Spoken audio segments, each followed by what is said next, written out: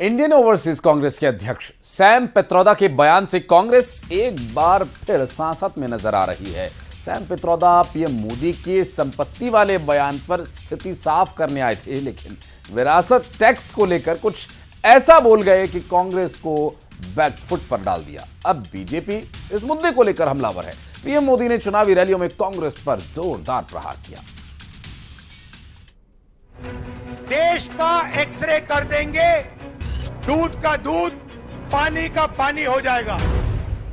In America, there is an inheritance tax. वो inheritance tax लगाएगी। ये भारतीय राष्ट्रीय कांग्रेस इससे बिल्कुल सहमत नहीं है। सैम पित्रोदा जी के बयान ने कांग्रेस का मकसद देश के सामने स्पष्ट कर दिया है। राहुल गांधी के देश के एक्सरे और आर्थिक सर्वे वाले बयान को लेकर अभी विवाद थमा ही नहीं था कि कांग्रेस के एक और नेता सैम पित्रोदा ने कुछ ऐसा कह दिया जिसने कांग्रेस पार्टी की मुसीबत बढ़ा दी है।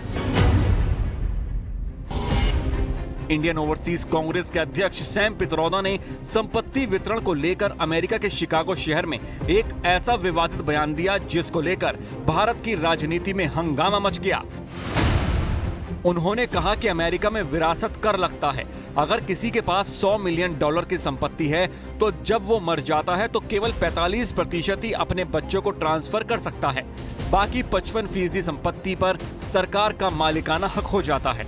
पित्रोदा ने कहा कि ये कानून बहुत ही दिलचस्प है और उन्हें ये सही लगता है क्योंकि इसमें यह प्रावधान है कि आपने अपने जीवन में खूब संपत्ति बनाई तो आपके जाने के बाद जनता के लिए आधी संपत्ति छोड़ जानी चाहिए। राहुल गांधी ने आर्थिक सर्वे की बात करके सामाजिक न्याय की जो परिभाषा दी, सैम पित्रोदा ने अपने बयान से उसी को आगे बढ़ाने की कोशिश की। लेकिन प्रधानमंत्री मोदी ने छत्तीसगढ़ के सरगुजा में एक चुनावी रैली के दौरान उन पर जमकर हमला बोला। There is an inheritance tax. So if, let's say, one has $100 million worth of wealth, and when he dies, he can only transfer probably 45% to his children. 55% is grabbed by government. Now that's an interesting law. It says, you in your generation made wealth. You are leaving now. You must leave your wealth for public. Not all of it, half of it.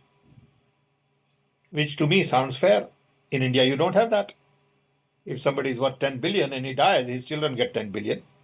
अब कांग्रेस का कहना है कि वो inheritance tax लगाएगी।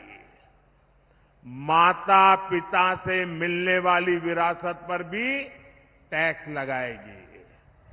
आप जो अपनी मेहनत से संपत्ति जुटाते हैं वो आपके बच्चों को नहीं मिलेगी, बल्कि कांग्रेस सरकार का पंजा उसे भी आपसे छीन लेगा।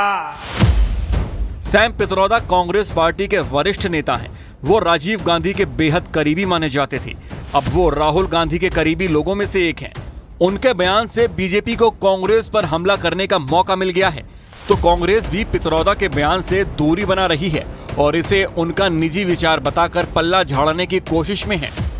तुष्टीकरण करने वाले लोग, सीमाओं की सुरक्षा के साथ समझौता करने वाले लोग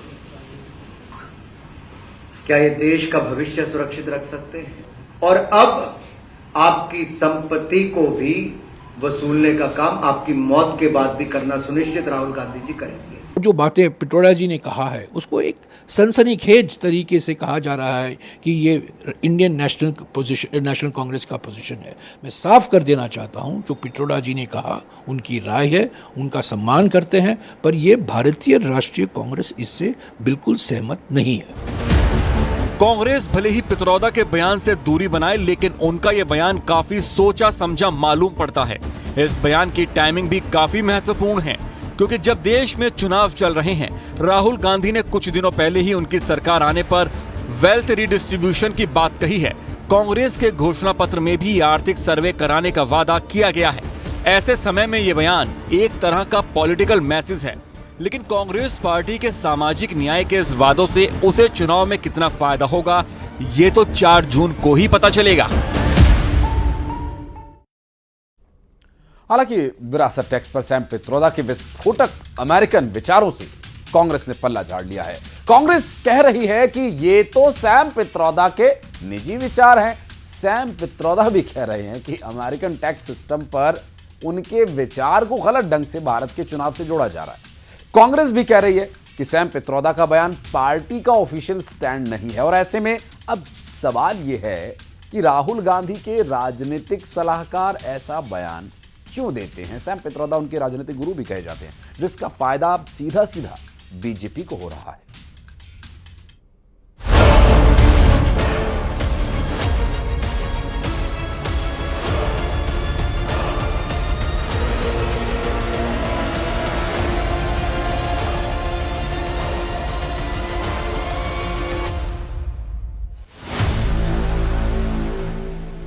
सनातन कुछ नहीं, सनातन कह करके मूर्ख बनाने का काम करते रहे।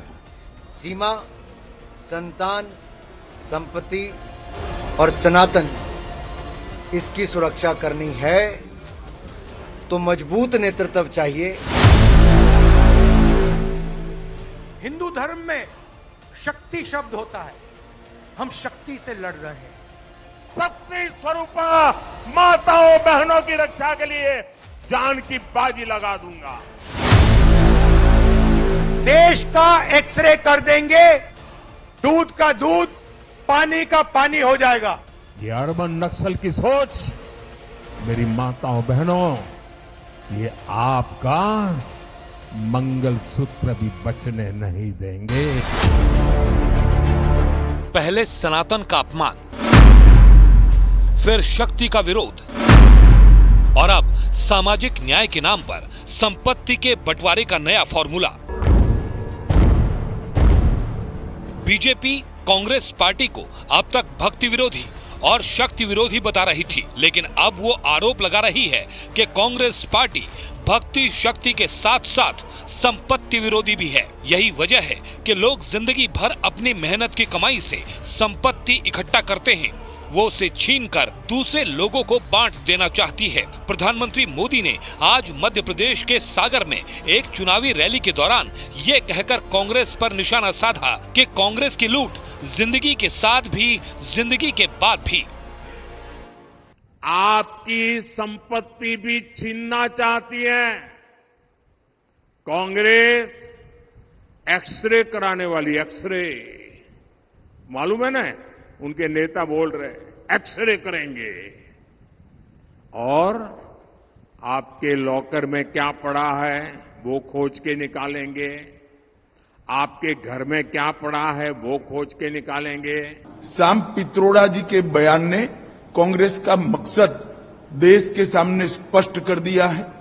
वो देश के जनता की निजी संपत्ति का सर्वे कर निजी संपत्ति को सरकारी खजाने में डालकर, जो उन्होंने यूपीए के शासन में तय की थी प्रायोरिटी कि देश के संसाधन पर सबसे पहला अधिकार माइनॉरिटी और उसमें भी मुस्लिम लोगों का है, उस प्रकार से इसका बंटवारा करना चाहती है। राहुल गांधी और सैम पित्रोदा के बयानों से कांग्रेस बैकफुट पर है। उससे जवाब देते नहीं बन रहा कि अमेरिका का उदाहरण देकर सैम पित्रोदा ने विरासत कर के जिस मुद्दे को उठाया है उसमें वो किस तरह की प्रतिक्रिया दे।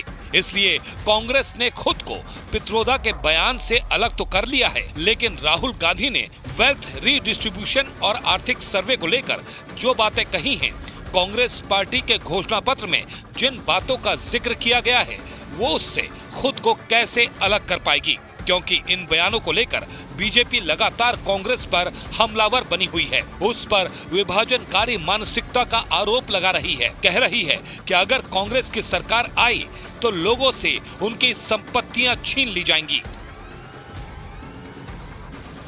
भारत का मूल मंत्र क्या रहता है? एक पीढ़ी मेहनत करके कमाती है, उसके बाद दूसरी पीढ़ी उससे कुछ बनाती है, तब जाके तीसरी पीढ़ी कुछ सुख पाती है। और ये कांग्रेस उस सुख चैन को छीनना चाहती है। तो सैम पिट्रोडा का अपना बयान है, उन्होंने भी इसका खंडन किया कि कांग्रेस का पार्टी से इसका कोई लेना देना नहीं है। महासचिव जो संचार के हैं जयराम रमेश जी ने, उन्होंने क्लैरिफाई किया है कांग्रेस के मैनिफेस्टो में ऐसा कुछ नहीं है।